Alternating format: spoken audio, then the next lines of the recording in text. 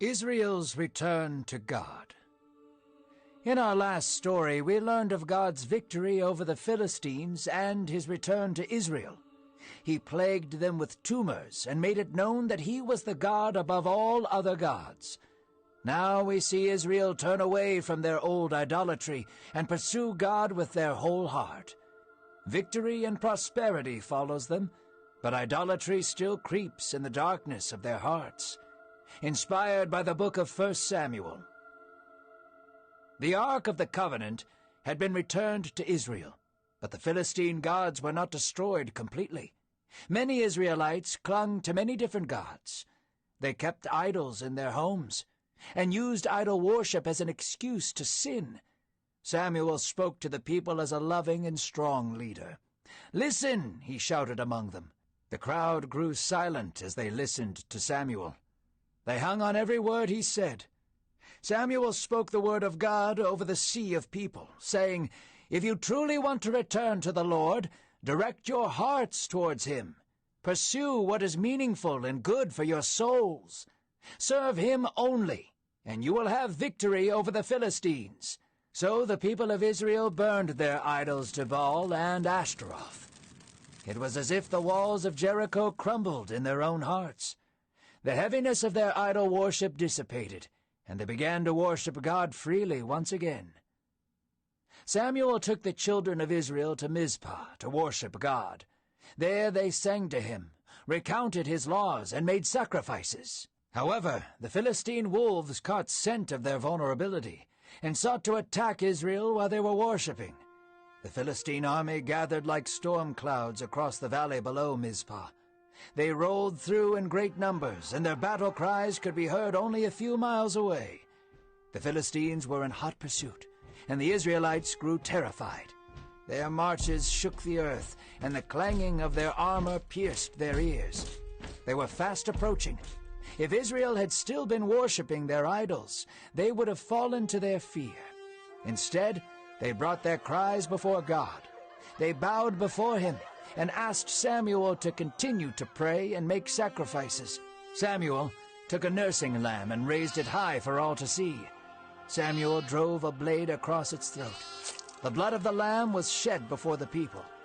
Years ago, the blood of a lamb was shed to cover the doorposts in Egypt. And years before that, the blood of the lamb was accepted by Abel before God. Deliverance followed the blood of a lamb. The Philistines were close enough to see the sweat on their brows and the glimmer of their blades. As Samuel was sacrificing the lamb, the Lord rolled into the valley like thunder, and a great boom shook the earth and skies. Philistines fell in every direction, and the people of Israel descended upon them like the armies of heaven.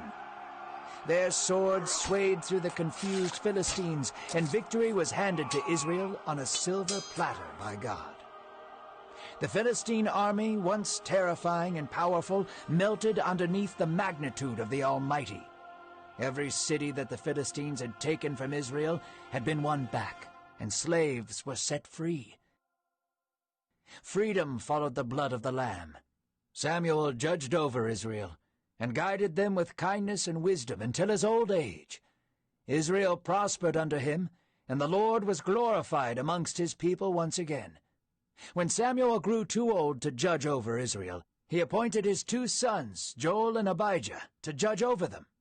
Yet they did not share in their father's heart. They quarreled with the people, took bribes, and dishonored God. God despised how they perverted justice and would rule unkindly. The elders of Israel gathered together with Samuel. They were irate at the state of Israel under his sons. "Look at your sons, Samuel," they yelled. "They are nothing like you and judge unfairly. Appoint us a king to rule over us like other nations."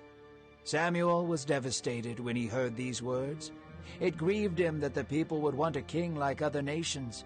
"What have I done wrong?" Samuel thought to himself. God spoke kindly to Samuel, saying, "Do as they ask, Samuel, for they have not rejected you, but they have rejected me as their king." Though Samuel did not hear the voice of God as Moses once did, he could sense grief in God's words. He spoke, saying, "From the day I saved them from Egypt till now, they have sought after other gods.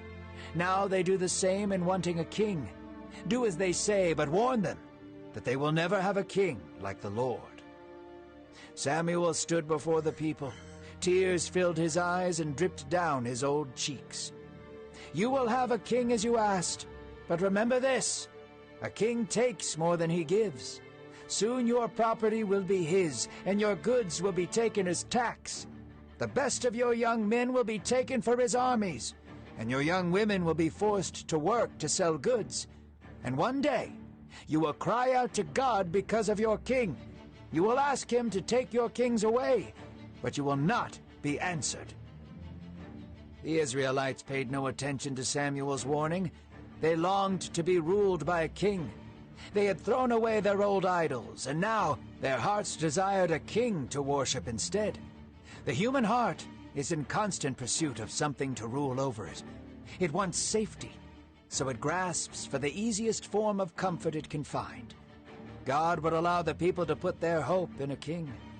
He is not a God that begs for relationship. He would wait faithfully for their new idols to fail them. He would raise up redemption for his people as he always has before. For God is glorified when his people are redeemed.